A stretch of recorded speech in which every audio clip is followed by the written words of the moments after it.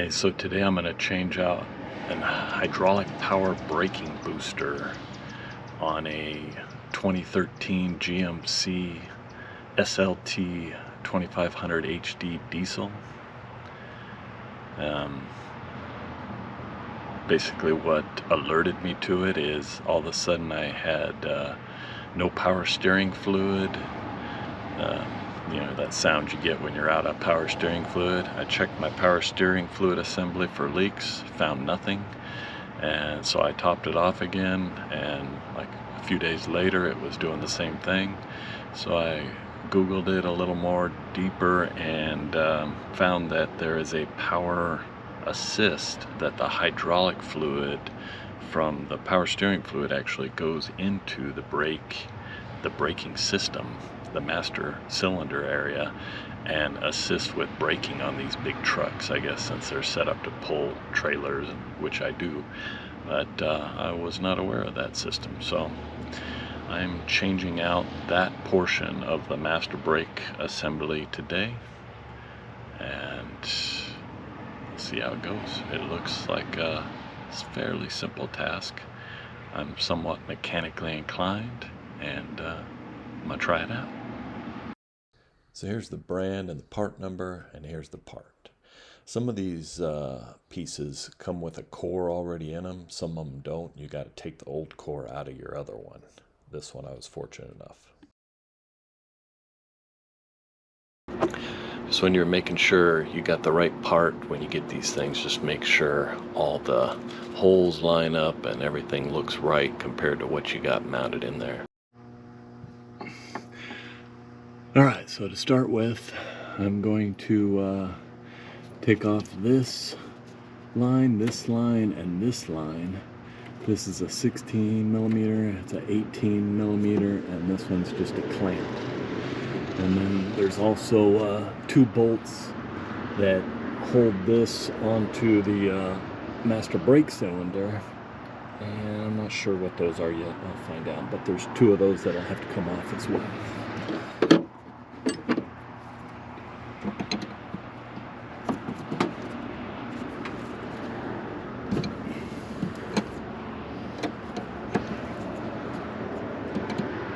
And I went ahead and put a drip pan underneath the truck, because I know it's about to get messy here.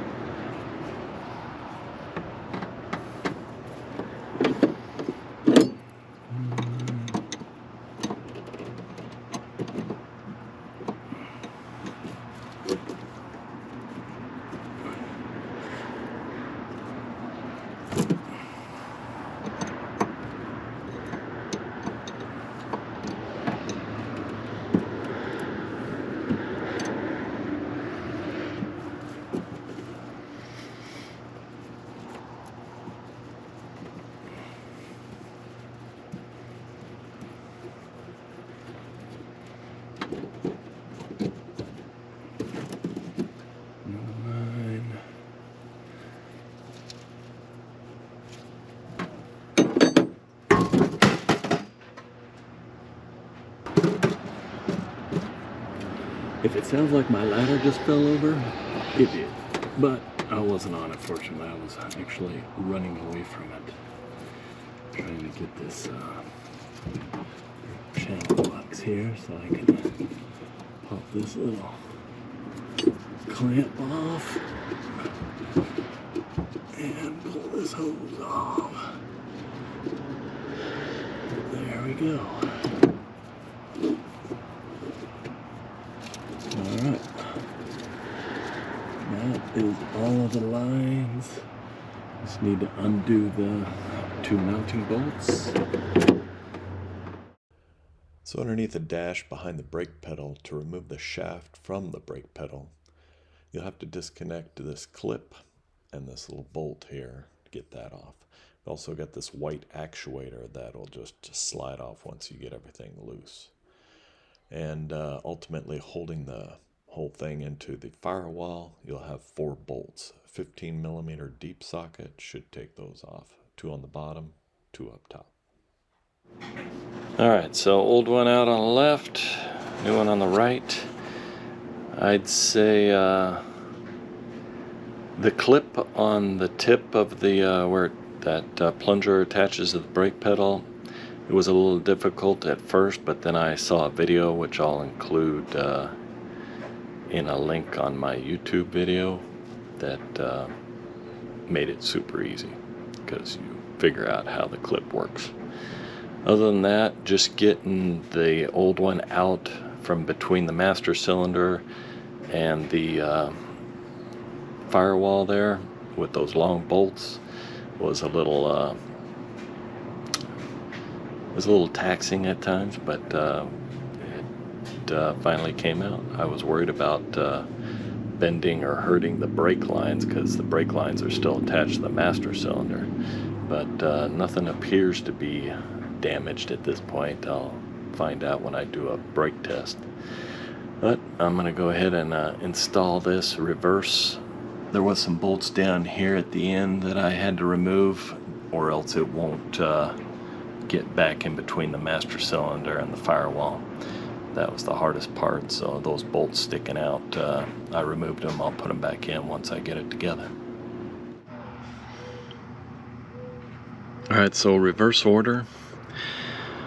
Because you got such little space here for this master cylinder to come back, I had to remove, there's a bolt on each side of the new power boost.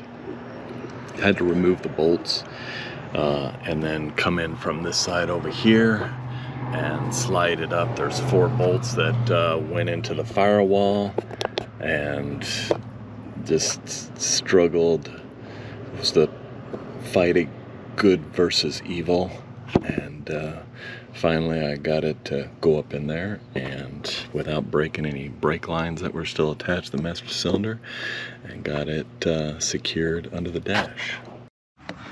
And when I say secured under the dash, I'm talking about this clip right here. Well, first of all, these 4 bolts. Put those 4 bolts on and get them snug down, and then connect this steering push, or this push rod here that hooks up onto the brake pedal. Put it back over this with this in the right slot here for the actuator, and then this little clip pops on really easy once I learned how to do that.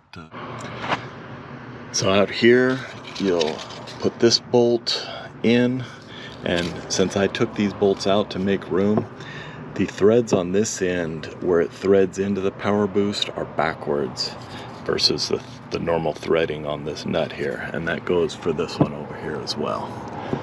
Just keep that in mind. It's a reverse thread at the head of the bolt.